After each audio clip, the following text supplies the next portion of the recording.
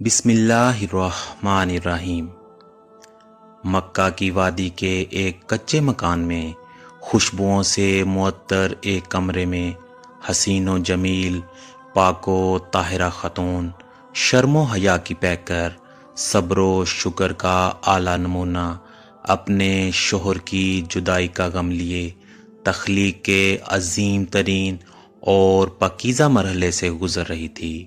آج کی رات ان کی زندگی کی سب سے خوبصورت رات تھی، کیونکہ یہ کائنات کے حسین ترین ہی لمحات تھے کہ آج وہ ہستی اس دنیا میں جلوہ گر ہونے والی تھی کہ جن کے لیے یہ ساری کائنات سجائی اور سنواری گئی تھی، جن کی محبت کی خوشبو اللہ پاک نے سارے عالم میں سمو دی تھی۔ وہ مرحلہ جو دیگر عورتوں کے لیے کٹھن اور دردوں بھرا ہوتا ہے، وہ حضرت بی بی آمنہ کے لیے نہایت آسان کر دیا گیا۔ چاروں طرف ایسا نور پھیل گیا کہ شام کے محلات بھی حضرت آمنہ کو نظر آنے لگے۔ علامہ ابن حجر عسقلانی لکھتے ہیں کہ حضرت عثمان ابی عاص اپنی والدہ سے روایت کرتے ہیں، وہ فرماتی ہیں، نبی محترم کی ولادت پر میں حضرت آمنہ کے پاس حاضر تھی۔ جب انہیں درد ذہ لاحق ہوا تو میں نے دیکھا کہ آسمان کے ستارے اس قدر نزدیک ہو گئے کہ گویا مجھ پر گر پڑیں گے۔ یہ دیکھ کر ہم حجرہ سے باہر نکلی اور دوبارہ اندر گئی تو حضور صلی اللہ علیہ وآلہ وسلم پیدا ہوئے اور ایک ایسا نور نکلا کہ جس سے سارا گھر روشن ہو گیا۔ اس حدیث کی شاہد حضرت ارباز بن ساریہ کی حدیث ہے۔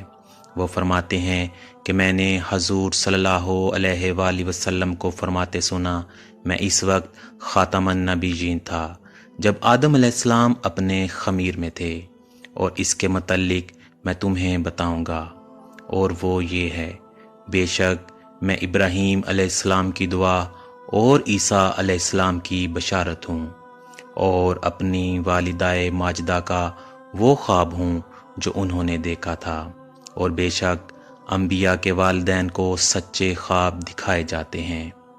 اور حضور صلی اللہ علیہ وآلہ وسلم کی والدہ ماجدہ نے حضور علیہ الصلاۃ والسلام کو جنتے وقت ایک ایسا نور دیکھا تھا جس سے شام کے محلات روشن ہو گئے تھے۔ اس حدیث کو امام ابن حبان و حاکم نے صحیح کہا، اور امام احمد کے نزدیک ابو امامہ کی حدیث اسی کی مانند ہے، اور ابو اسحاق نے نور سے بروایت خالد بن مدان حضور صلی اللہ علیہ وآلہ وسلم کے اصحاب سے بھی اسی کی مانند روایت کیا، اور اس روایت میں ہے کہ اس نور کی وجہ سے ارض شام کا شہر بصرہ روشن ہو گیا، جبکہ ابن کثیر میں اسی واقعہ کو اس طرح روایت کیا گیا ہے کہ ولادت باسعادت کے وقت جو نور محمدی چمکا، اس کی روشنی میں ملک شام کے شہر بصرہ کے اونٹوں کی گردنیں چمکنے لگیں۔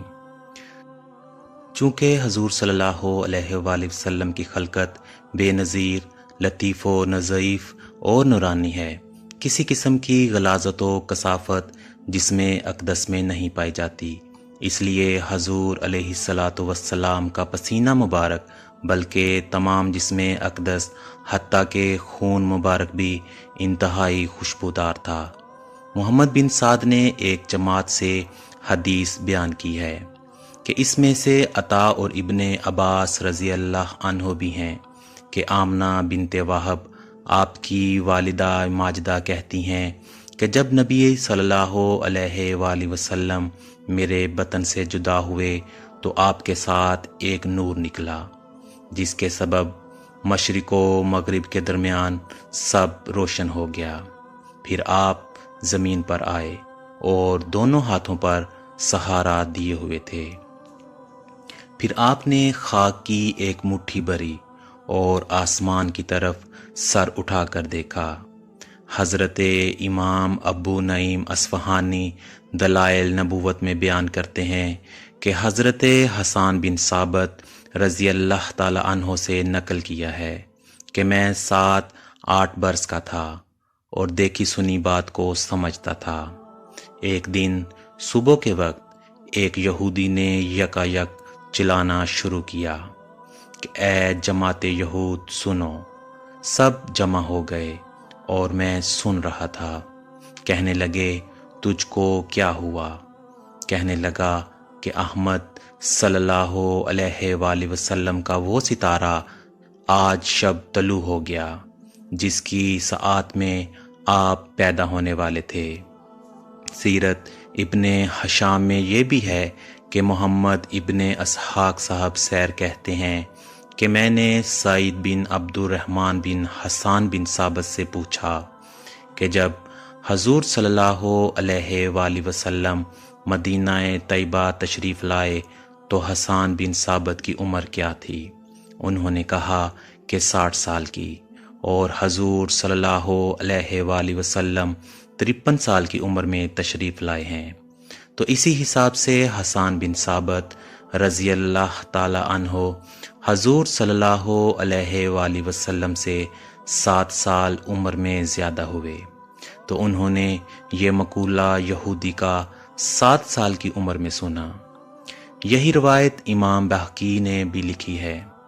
حضرت ام ہانی سے روایت ہے کہ انہوں نے اپنے والد سے سنا کہ ایک یہودی مکہ اس رات داخل ہوا کہ جب حضور نبی کریم صلی اللہ علیہ وآلہ وسلم کی ولادت ہوئی، تو وہ لوگوں کو جمع کر کے پوچھنے لگا کہ آج کس قریشی سردار کے گھر بچہ پیدا ہوا ہے۔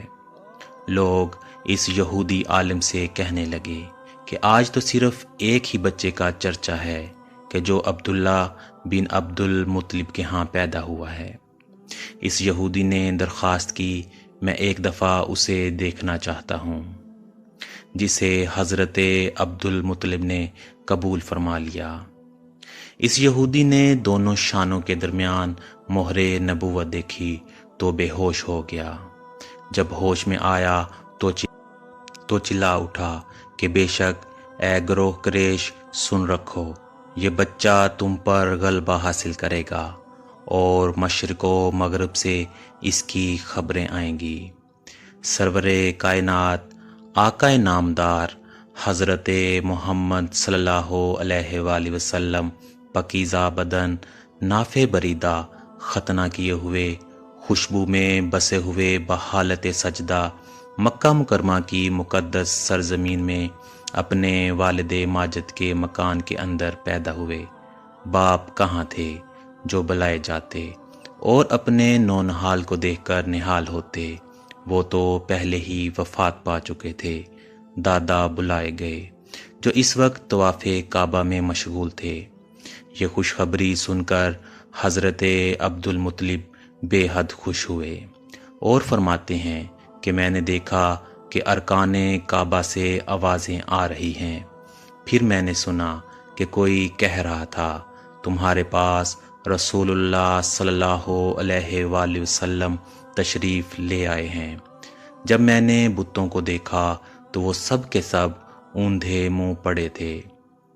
پھر فرماتے ہیں کہ جب میں گھر پہنچا تو دیکھا کہ گھر کے اوپر عجیب قسم کے خوبصورت پرندے اڑ رہے ہیں اور گھر کے اندر سے روشنی اور مشک و عنبر سے بھی بہتر خوشبو آ رہی تھی۔